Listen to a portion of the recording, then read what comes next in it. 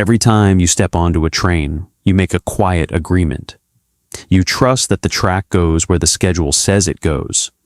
You trust that the stops are real, that the route is fixed, and that when the train finally slows and the platform appears outside your window, you'll recognize where you are, fixed tracks, fixed timetables, a system that holds together the way it always has. Millions of people make that agreement every single day without giving it a second thought. Tonight we're going to talk about the moments when it doesn't hold. Some of the accounts you're about to hear involve human threats, real people making real choices in the dark, in places where no one should have been. Those stories are disturbing in a specific way because there's no comfort in telling yourself it was something impossible. The others fall into a different category.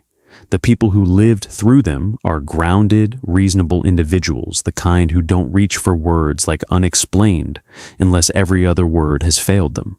And still, they cannot account for what happened, where the train went, what was standing in the fields outside the window, or, in one case, how a journey that lasted nearly 4 hours ended 7 minutes after it began. We're starting in Chicago, late October. A man trying to catch the last train home. For a while, everything seems completely normal. Story 1. The train that wasn't on the schedule. Before I get into this, I want to be upfront about who I am because I think it changes how you hear the story. I'm an accountant, 18 years in downtown Chicago. I've taken the same commuter line home for most of that time, and I know that route the way I know a spreadsheet. I've reviewed 100 times every column, every stop, every interval. I know the departure chime. I know how long the gap is between the third and fourth station. I know which cars run warm in winter. I am not someone who loses track of where he is on a train he's ridden for nearly 2 decades. I need you to understand that, because nothing I'm about to describe has a version that makes me look like a reliable narrator. I've made peace with that. It was a Tuesday in late October 3 years ago. I stayed past 9, finishing a client deadline, got to the platform with 4 minutes to spare, and boarded the 9:42 outbound just before the doors closed. The car was about a third full. Office people, mostly. Quiet, tired, the usual late crowd. October always makes the evening commute feel emptier than it is. Something about the dark coming earlier, the way the platform lights look sharper against it. I found a window seat 2 rows back from the middle door and pulled out my phone. Sent a quick text to my wife. Then I watched the city pull back the way it always does. Elevated platforms. Apartment buildings close enough to see kitchen lights through, then the suburbs beginning, houses spacing out, streets going wider, parking lots, a soccer field with nobody in it. You could set a watch by it. The first 15 minutes were completely normal. Then I noticed we hadn't stopped. On this line, you stop. It's a commuter run 8 stations between downtown and mine, and the train makes all of them even on late departures. But I hadn't heard the Oak Park announcement, hadn't heard the one before it either. I'd been looking at my phone, so I told myself I'd zoned out and missed them. It happens. Then I looked out the window. The suburbs were gone, not thinning, not tapering off, gone. Outside the glass, there was nothing but darkness, and moving through it, the pale shapes of harvested cornfields lit briefly by the train's running lights, stripped stalks, flat ground extending until it disappeared into black, no crossing lights, no water towers, no distant grain elevator, nothing that suggested we were anywhere near a suburb or any town at all. I pressed closer to the glass. I checked my phone. No signal, which was unusual enough that I actually held it up for a moment, the way people do, as if that helps. It didn't. The man across the aisle, late 50s, gray fleece jacket, paperback in his lap, looked up at that moment. We made the brief eye contact of strangers who've both noticed the same thing. He looked out his window, set his book down, didn't say anything. I walked up to check the route map near the doors. Simple diagram, black and white. I read it carefully. I came back to my seat and sat down. I did not find it reassuring. We had been moving continuously for 22 minutes by my last text. On this line, that should have meant at least 2 or 3 stops, and terrain that looked nothing like what was outside that window. I sat with that fact and tried to fit it into something that made sense, and I couldn't. Then the lights flickered, a half-second dropout. The car went black and came back. In that half-second, and I mean half a second, maybe less, I saw a figure in the corn, roughly 40 yards out, the shape of a person, standing still, arms at its sides, facing the train. The lights returned. The field was empty. I told myself it was the brain doing what it does in sudden dark, finding patterns. I've read about that. I'm familiar with the science of it. 3 minutes later, the lights went out again. I was watching for it this time. I kept my eyes on the field. There were 3 of them, different positions, spread across the rows. None of them where the first one had been. All facing the train. None moving, not reacting to the sound of the train, not affected by the light returning. The man across the aisle was looking at his window. When the lights came back, he turned to me. He said, very quietly, "You saw that too." Not a question. "Yes," I said. "How long have we been moving?" I checked my clock. 10:31, 49 minutes since boarding. On a line where stops come every 6 to 8 minutes, that number was simply impossible. A woman a few rows back, maybe 30, dark coat, had been sleeping against the window, sat up and said, "Where are we?" No one answered. I got up and went to the conductor's door at the front of the car, knocked. Nothing. Knocked harder. Nothing. The handle wouldn't move, and the small door window had its blind pulled down on the other side. I stood there for a moment, then walked back to my seat. The train was moving. Nobody was apparently driving it, or no one was responding if they were. And outside, 49 minutes from Chicago, there was nothing but flat, harvested farmland in the dark.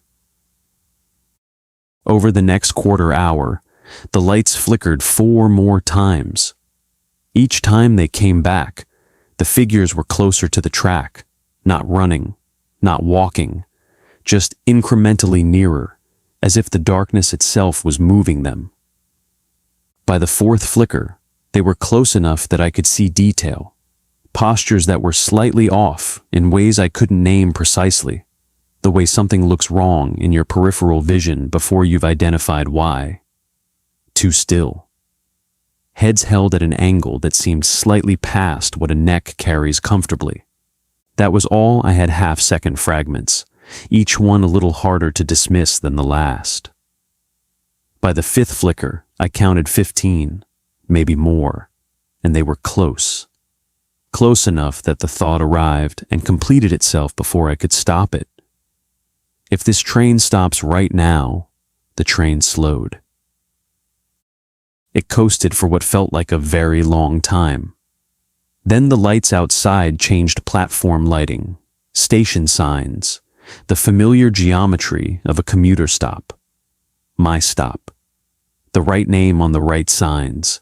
The parking lot visible beyond the fence with my car in its usual spot. The doors opened. I got off. I sat in my car for a long time before I started the engine. The transit authority had no record of any significant delay or route irregularity that evening. 2 other passengers from that car found my account on a forum where I eventually posted it. They described the same journey, the same missing stops, the same fields, the same figures, progressively nearer every time the lights came back. None of us ride that line after 9 anymore. I don't know what route the train traveled that night. I don't know where that track leads when it isn't going anywhere I can find on a map. I just know that the figures kept getting closer with every blackout, and that the train stopped before they reached us. Being stranded on a train is frightening enough when you don't know why it stopped. Usually the explanation turns out to be something ordinary, a signal fault, a mechanical check, something that gets logged and fixed and forgotten. But sometimes the reason involves a person, and sometimes that's worse. Story 2. Someone was walking beside the train. I don't usually tell this to people I don't know well. When I have, I've gotten the sense they thought it was entertainment, and it's never felt like that to me. It still doesn't, but I think there's a reason to put it on record, so here it is. My name is Dara. I work in healthcare administration, and I've taken this particular commuter line probably twice a week for 4 years. I know it well. This was a Tuesday in November 2 years ago. I was heading home after a shift that had run over by an hour and a half. I was tired, I hadn't eaten, and the plan was headphones in, nothing on my mind, 45 minutes until I was home. The first part of the trip was normal, light crowd for that hour. I had a full row to myself, right side window seat, second car from the front. The usual suburban stops came and went. About 40 minutes out, the train slowed and stopped. I didn't worry about it immediately. Stops happen. Signals. I waited for the train to move again. When it didn't after 2 or 3 minutes, the conductor came on the intercom. That flat professional apology that could mean anything from a red signal to a mechanical fault, and said they were assessing a minor issue and expected to move shortly. I looked out my window. We were in a rural stretch, far enough past the suburbs that the terrain was farm fields on both sides, harvested land, mostly flat, with a gravel access road visible maybe 100 yards out. Sodium vapor lights on wooden poles along that road, spaced wide apart, casting the particular orange glow those lights have. Cold-looking, the kind of landscape that doesn't offer you anything once the sun goes down. Then I noticed the man. He was walking alongside the train on my side, moving toward the front. Dark jacket, hands in his pockets, no particular urgency in his pace. My first thought, and I mean genuinely, immediately, was rail maintenance. That's the obvious assumption. Someone walking beside a stopped train in a rural area at night is almost certainly a crew member responding to whatever stopped it. But he wasn't wearing a reflective vest. That's not a small thing. High visibility gear near active tracks isn't optional. It's a fundamental safety requirement, the kind that doesn't get skipped. The absence of it shifted something in how I was reading the situation. I watched him more carefully. No equipment, no bag or tools, no radio that I could see, and no vehicle anywhere along the access road behind us, no truck, no car with lights on, nothing that explained how he'd gotten there. He paused at a window, looked in, then moved to the next one. I watched him do it several more times before I understood the pattern. At windows with multiple passengers visible, he moved on quickly. At windows where someone was sitting alone, he stopped. He tilted his head slightly and looked for several seconds at a time. The man sitting alone 4 rows ahead of me, head down over his phone, didn't seem to notice the man outside his window looking at him. I counted the distance between that window and mine. I was sitting alone. I didn't move dramatically. I reached into my bag and found my phone without looking at it. The car I was in had an emergency passenger intercom panel mounted on the wall near the door, one of those brushed metal panels with a push-button contact, the kind that routes directly to the conductor's cab. I'd walked past it 100 times and never touched it. I went to it now, pressed the button, and when a voice came on, I kept my own voice low and steady. I said there was a man walking alongside the train, looking into windows, no vest, no equipment, and I believed he was testing the exterior door handles. That last part I said because by then, he'd reached the car ahead of mine and was doing exactly that. Not forcing anything, just checking. One hand on the handle, body angled so it wasn't immediately visible from inside. The voice on the intercom told me to stay seated, stay away from the exterior doors, and not engage. I moved to the center aisle seat so I wasn't directly at the window. I kept watching him from that angle. He tested the door of the next car, then the door to mine. When he reached my window, he stopped and looked in. I was set back enough from the glass that I was partially in shadow, but the car was lit and he could see me. He looked for several seconds. His face was ordinary. That's the only word that fits. A man in his 40s or 50s, weathered, looking through a train window in the dark. No expression that I could read. He moved on. Police arrived by vehicle on the access road about 25 minutes later. I heard them before I saw them. Tires on gravel. Then a brief strobe of red and blue through a window gap. By then the man had moved toward the front of the train, and I'd lost sight of him. The conductor came through the car once more before we started moving. Professional, composed. He caught my eye briefly and gave me the smallest possible nod, the kind that communicates acknowledged without saying anything that the rest of the car could overhear. No announcement was made about the man. About a week later, I came across a brief item in a local paper from that county. It mentioned a police response to a disturbance at a residential property in that area on that date. No names, no further detail. Whether the man walking alongside our train had anything to do with that call, I genuinely don't know. I noticed the overlap and I've thought about it since, but I can't tell you it was the same situation. What I can tell you is that those exterior doors were locked and that they stayed locked. I think about the man standing at the window of the passenger sitting alone. 6 seconds, maybe more, just standing there looking in. I think about what changes if the door had opened. I still take the train. I just don't sit by windows on late runs anymore. And when I do, I know where the intercom panel is in every car I board. That part is new. Not everything that comes out of the dark has a clear motive or a clean explanation.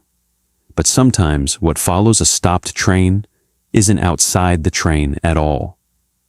Sometimes it's the place itself that shouldn't be there. Story 3. The platform that wasn't on any map. I've told parts of this to a few people over the years. Never the whole thing at once, because once you put all of it together, it stops being a story someone can nod along to and become something else. Something they go quiet at. My name is Renata. I'm a landscape architect based in Chicago, and I was on an overnight train heading toward a project site in central Illinois in early October. I boarded late and intended to sleep most of the journey.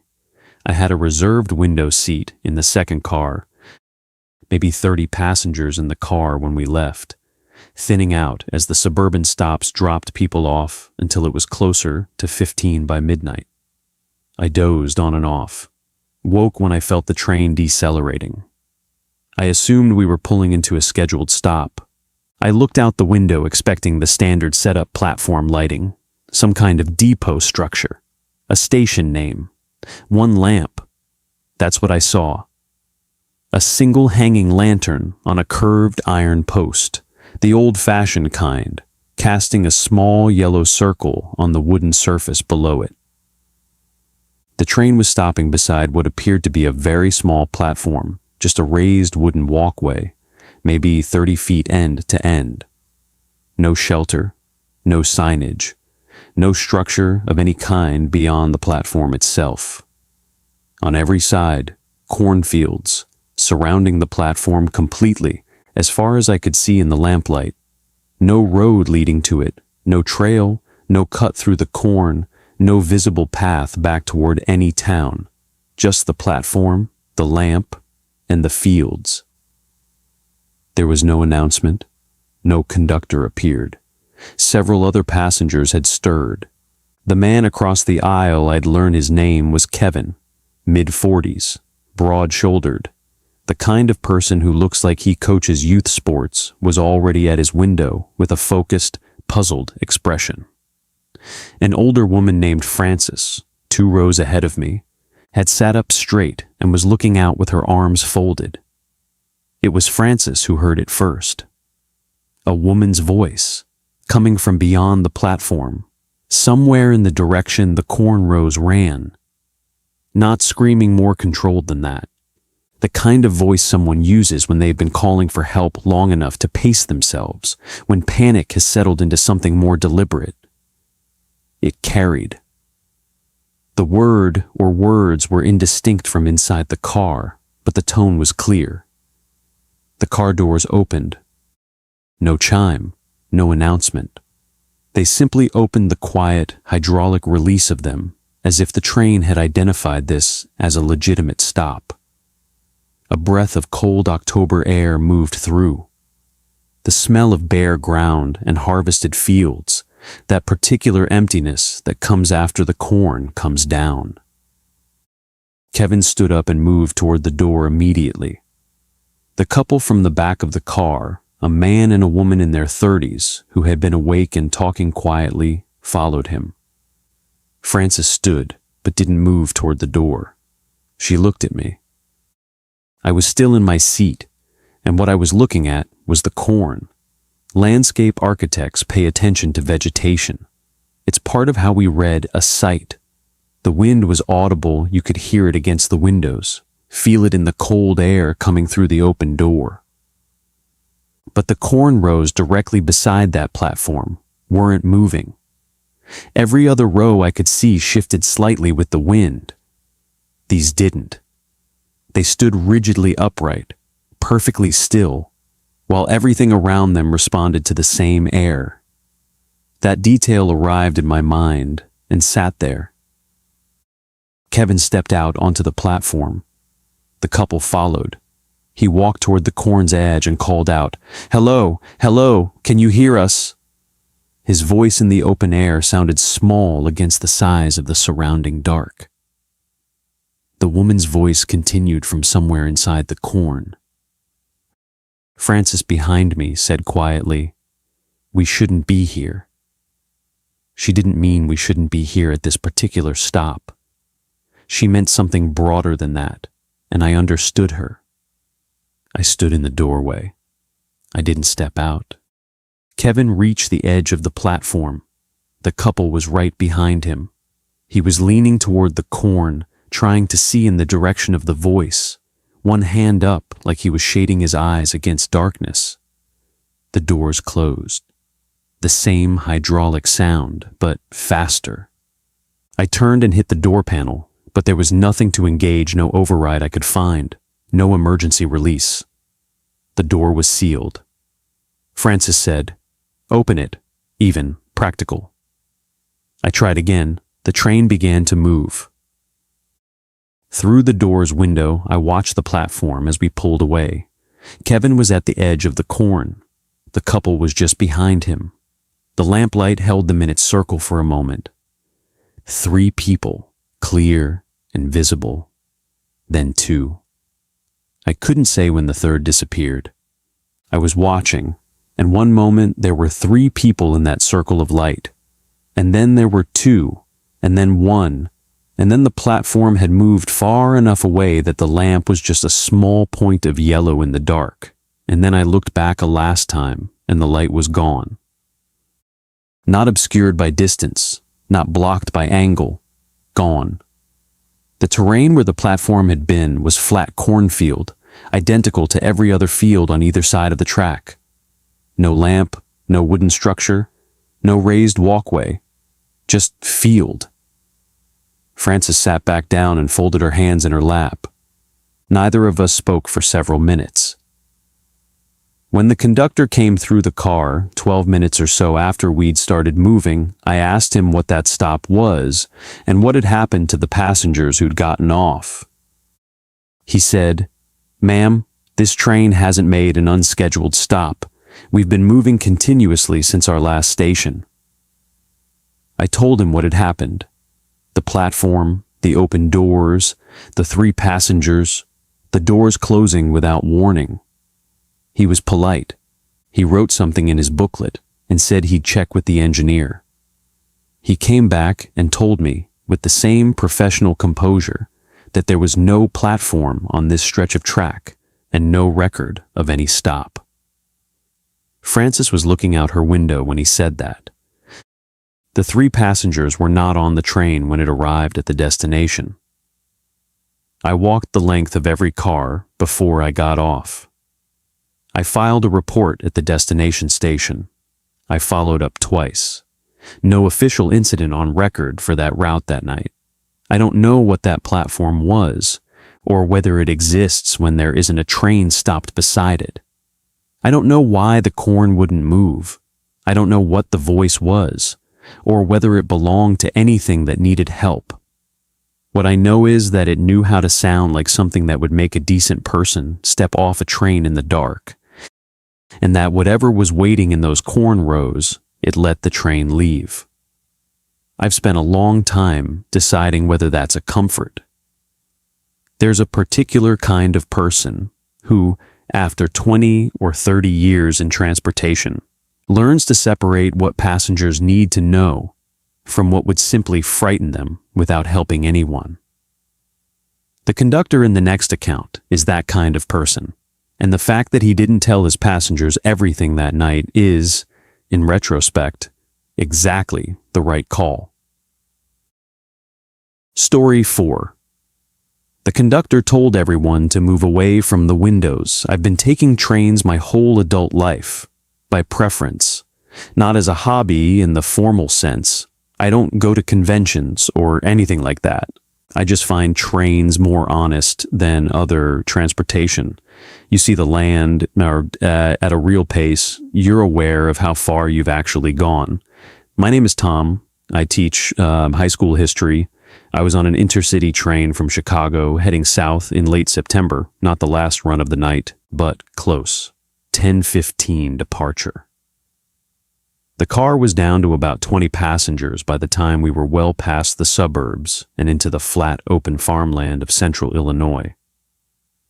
The stop happened around 11:30. The conductor came on the intercom. Track condition being assessed by the crew, anticipate moving within 20 minutes. He apologized for the inconvenience. Standard. The kind of language that's been refined over decades to communicate very little while sounding complete. 27 minutes passed. Then he came through the car in person. I've watched people manage difficult situations professionally for a long time, and there's a specific pace that experienced people use when they're trying not to transmit urgency. Deliberate, unhurried, attentive. It says nothing is wrong with the same energy that it's using to address something. The conductor moved at exactly that pace. He worked his way through the car quietly, stopping at each row. When he reached mine, he crouched down so we were at eye level. He said, "I'd like to ask you to take a seat on the other side of the aisle if you don't mind. Center seat, if there's one available." I said, "Can you tell me why?" He paused for exactly the length of time it takes to choose words carefully. Then, "There's something being handled on the right side of the track. Police have been notified. Everything should be fine." Then he moved on. I moved to a left side aisle seat. Around me, other passengers were being redirected the same way quietly, one row at a time. At the right side windows, the shades were being lowered. Not dramatically, not with any urgency. just lowered, by the conductor or by one of the car attendants, and left down. The external maintenance lights came on beneath the train. You could see the thin orange glow of them at the edge of the window shades, the kind of light that makes the dark outside look darker by contrast. Most passengers complied without much comment. The ones who asked were given a version of what he'd told me, vague, professional, enough to keep people in their seats. A few people looked at each other across the aisle with that shared expression of mild uncertainty that train delays usually produce. But the young man 3 rows ahead of me, college age, traveling alone, lifted the corner of his window shade about 2 inches from the bottom. I watched him look through that gap for maybe 15 seconds. I watched his face change. Not dramatically, nothing cinematic. He simply recalibrated, the way a face recalibrates when what it's seeing doesn't match what it expected. He took his hand off the shade and let it fall back down, settled into his seat. Didn't look at anyone around him. I thought about asking him. I decided not to. Police vehicles arrived on the access road alongside the track about 25 minutes after the conductor's first pass through the car. The flicker of their lights was visible briefly at the top edge of a left side window, red and blue, a few pulses, then gone. A vehicle sound on gravel, then quiet. They didn't come through the train. Whatever they were dealing with was outside. The conductor came through once more after that. His shoulders were lower than they'd been on the first pass. The specific tension was gone. He stopped in the middle of the car and said, "We'll be moving shortly. Thank you for your patience." Someone asked what had happened. He said, "Trespassing situation near the track. It's been handled." And that was it. We started moving about 6 minutes later, and the conductor didn't return to the car. I searched local news afterward and found a brief item about a police response near a farm property in that county on that date. No further detail about what had happened or who was involved. The word "resolved" appeared in one line. That was all. I've thought about what that conductor did, and more importantly, what he chose not to do. He didn't say, "Everyone, there's someone outside your windows." He didn't create a situation where 20 tired people on a stopped train in the dark all turned toward the right side simultaneously. He managed it quietly and methodically, and by the time most passengers understood something had happened, it was already over. That's genuine skill, and I respect it. But lowering those shades is the part that stays with me. If what was outside was just someone cutting across the tracks on their way somewhere else, you don't lower the shades. You ask people to stay seated, you wait for police, and you let the situation be ordinary because it is ordinary. The shades go down when you want to create distance between passengers and something specific, something close enough, or behaving in a way visible enough that seeing it would make the next 30 minutes considerably harder. I don't know which version it was. The conductor has probably run that route dozens of times since and never thought about it again. Or maybe he has. I'd be curious if I could ask him. I still take trains. But during unexpected stops, I stay in my seat and I don't touch the window shade. Some information is genuinely easier to live without. Every account you've heard tonight has one thing in common. A train stopped somewhere it shouldn't have, in the dark, in the middle of rural Illinois, and something followed. But the last story is different from the others, because the train didn't just stop. It came back. Story 5. We arrived back in Chicago. I should tell you a few things about myself first, because context matters here. I'm a nurse, night shift for going on 11 years now. I'm 38, and I've spent a significant portion of my adult life in the hours between midnight and 5 a.m. long enough to know exactly what exhaustion does to perception, long enough to know the difference between tired, confused, and genuinely don't understand. I've seen enough strange things in hospital corridors at 3 in the morning to have a fairly calibrated sense of what the mind invents under stress and what it doesn't.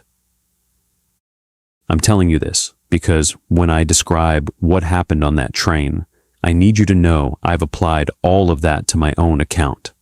I've looked at it from every angle I have available. I can't explain it. It was a Friday in early October, technically a Saturday morning, since I'd come off a night shift late Friday and slept through most of the day.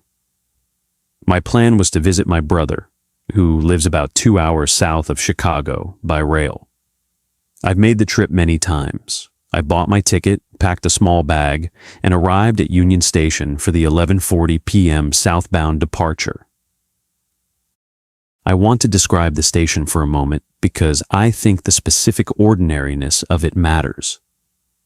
Union Station at 11:40 on a Friday night is quiet but not empty. The Great Hall is still lit, still echoing, still bigger than any room has a right to be. Night workers, a few travelers with large luggage, the particular mix of people who are going somewhere after normal hours and know it. Departure boards. The smell of the building itself, old stone, floor polish, something metallic underneath. The train was called from Gate 8. I boarded the second car, found a left side window seat. About 40 people in the car at departure, which thinned to maybe half that over the first hour as suburban stops came and went. We pulled out at 11:43. The woman across the aisle and one seat forward was named Margot. We fell into one of those easy late-night train conversations. She was a graphic designer. Weekend visit to her mother.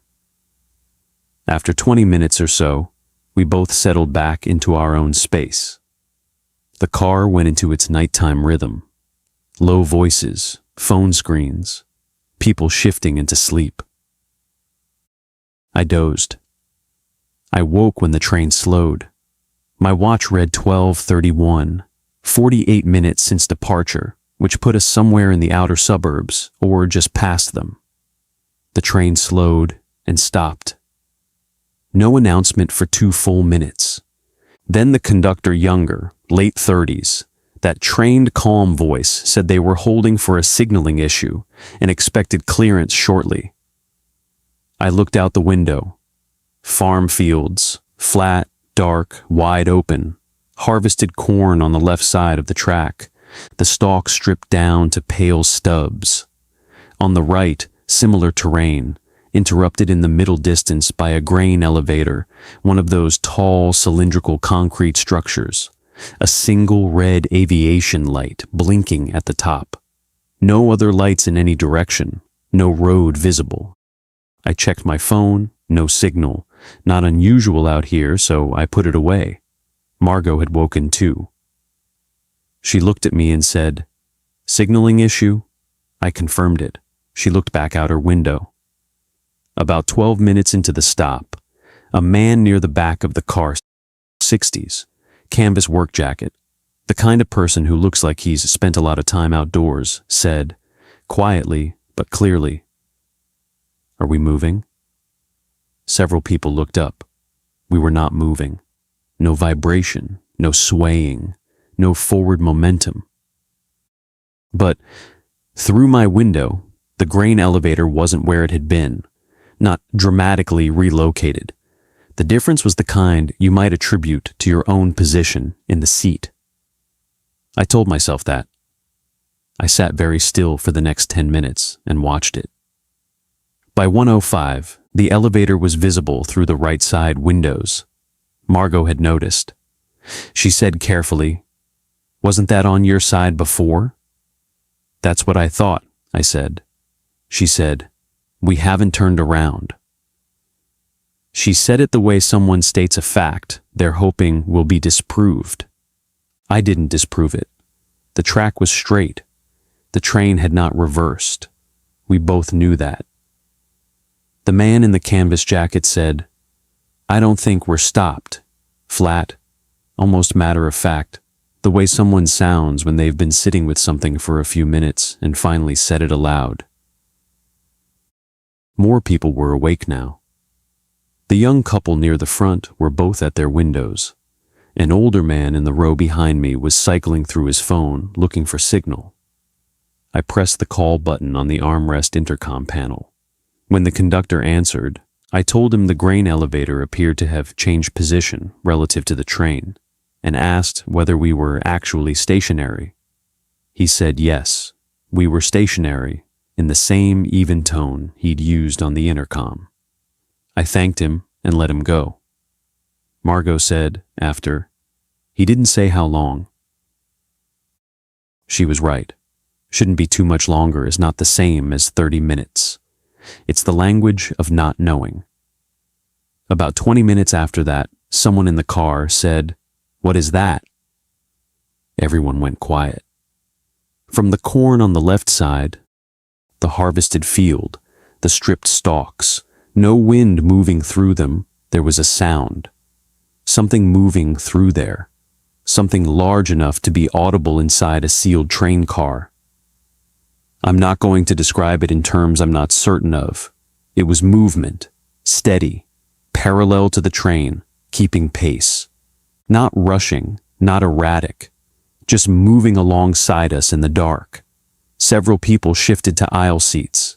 Nobody announced that they were doing it. Nobody suggested it. People just moved, quietly, with the self-evident logic of preferring the center of the car to the edge. I stayed at my window. Professional habit, maybe. I watched the corn's edge. Nothing visible, just sound. After about 2 minutes, it stopped. The car stayed quiet for a long time after that. People were awake but not talking. Phones were out. No one could get a signal. I checked the time periodically. My watch showed 1:41, then 2:07, then 2:49. I also checked the phone of the woman sitting diagonally behind me, who held it up at one point with a frustrated expression. Her screen read 2:52. Margot's phone read the same, near enough. 3 independent devices, none connected to the network, all showing roughly the same elapsed time. The man in the canvas jacket had a traditional watch on his wrist, and when I asked him quietly what it said at 3:15, he checked it and said 3:16. At some point after that, I fell asleep. Or something like sleep. The transition wasn't clean. It felt less like drifting off and more like a chapter simply ending, no memory of the moment I stopped being awake. Night shift nurses know what genuine sleep deprivation does, and this felt different. But I can't be certain. What I know is that the train began moving. The motion woke me, gradual, then building. I registered the vibration of it, the slight lean into acceleration. The car felt different, the specific way a room feels when a tension you'd stop noticing has lifted. Margot said, across the aisle, "Finally." Someone near the front murmured something similar. I looked out the window. Dark terrain moving past, fields and access roads and distant farm lights. Normal. The grain elevator was gone, no sign of it from any window. We were moving, and everything outside looked the way rural Illinois looks from a southbound train at night. After about 15 minutes, lights appeared ahead. A lot of them. Organized, structured light. Platform lighting. Major infrastructure. The train slowed. Margot sat up and looked toward the front. "Are we there already?" A pause. Then, "That seems fast." I looked at my watch. 3:41. That couldn't be right for our destination. An hour and 40 minutes short, minimum. My watch had been accurate earlier in the evening, I'd synced it before leaving. The platform outside was wide and covered. Attendants in vests stood along it, unhurried, doing what platform attendants do at the end of a train's run. I looked at the station signage. Chicago Union Station. I read it twice, 3 times. The letters didn't rearrange themselves. We were back, the same platform we had departed from. Gate 8. The departure boards at the end of the platform. The vaulted ceiling of the station visible through the door at the far end. Nobody in that car screamed. Nobody stood up and announced that this was impossible. The actual first response, and I want to be clear about this because I've thought about it many times since, was silence. Complete. The kind of silence that falls when a group of people simultaneously arrive at something that has no immediate place to go. Margot said, "This is," and stopped. The man in the canvas jacket said, "That's Union Station." Quiet, almost puzzled. Someone else said, "I don't understand." The doors opened. I looked at the station clock. The large clock at the end of platform 8. The one that's kept running accurately since before I was born. 11:50 p.m. 7 minutes after we'd departed. I looked at my watch. 3:41 a.m. I looked at the station clock. 11:50 p.m. I looked at Margot. She was already looking at her phone. She turned the screen toward me without speaking. 3:41.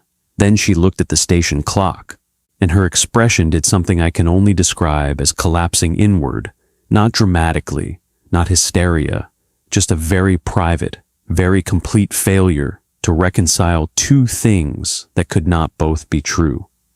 People were moving off the train. The platform attendants were doing their jobs with perfect normality, checking that cars were clearing, moving along the platform in their efficient way. They looked exactly like people who had been expecting this arrival on schedule. I stepped off the train. On the platform, I watched as passengers around me glanced at their phones, then at the station clock, then at their phones again. A woman I hadn't spoken to during the journey checked her phone, looked at the clock, and then simply stood very still for a moment with her phone at her side. Then her phone screen refreshed. I saw it from a few feet away. The time on her screen shifted from something in the 3:40 range to 11:51, one device reconnecting to the network and correcting itself. Then another. I heard a man nearby make a small sound, not quite a word, as his screen updated. Then Margot's. She was standing beside me, and she held her phone out slightly, the way you'd show someone something you weren't sure you were reading correctly. 11:51, the screen said, with the little network bar that means it's found service and synced. Then mine. I watched it happen. 3:41, and then without any glitch or transition, 11:51. We stood there. No one was talking. A few passengers drifted toward the exit gates, moving slowly, checking their phones again and again in the way people check for results they're expecting to change. Then I remembered the train. I turned back toward platform 8. The 11:40 southbound was already moving, not coasting, not rolling gently toward the tunnel, moving, with the kind of purpose that trains don't usually show inside station limits. By the time I turned, the last car was entering the tunnel at the far end of the platform. The platform supervisor nearby had his clipboard up and was noting something, and he didn't react to the speed of it at all. The train was gone. Margot was standing beside me. The man in the canvas jacket stood a few feet away, looking at the tunnel entrance. The young couple, a few others, a loose group of people on a Friday night platform in Chicago, each of us holding a phone that now agreed with the station clock, each of us standing a few hours short of where we'd been a moment ago. Nobody offered an explanation. Nobody even tried one right then. After a while, people started moving.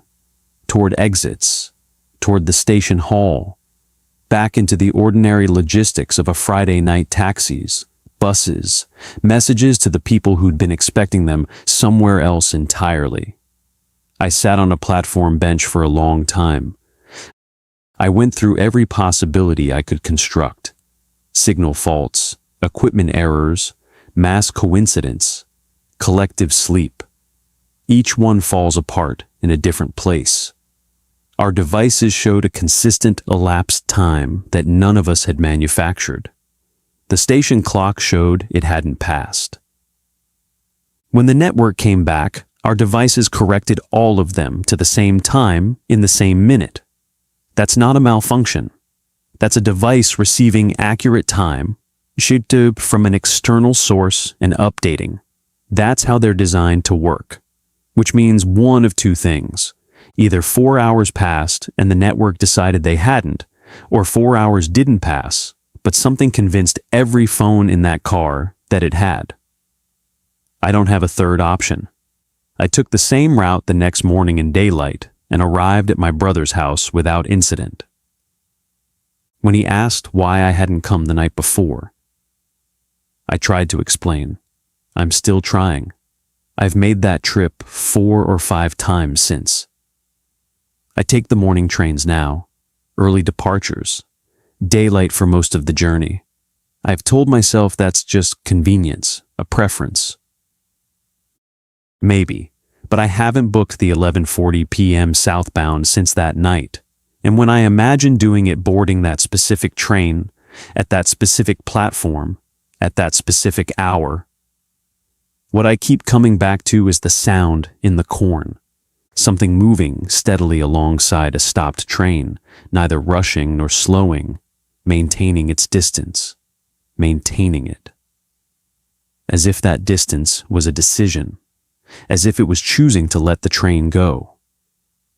Whatever the night out there was, those 4 hours in the harvest fields, the elevator in the wrong place, the conductor who wouldn't meet anyone's eyes, something let us leave. The train came back. All of us came back. I'm grateful for that. I genuinely am, but I find I can't stop wondering what the terms of it were.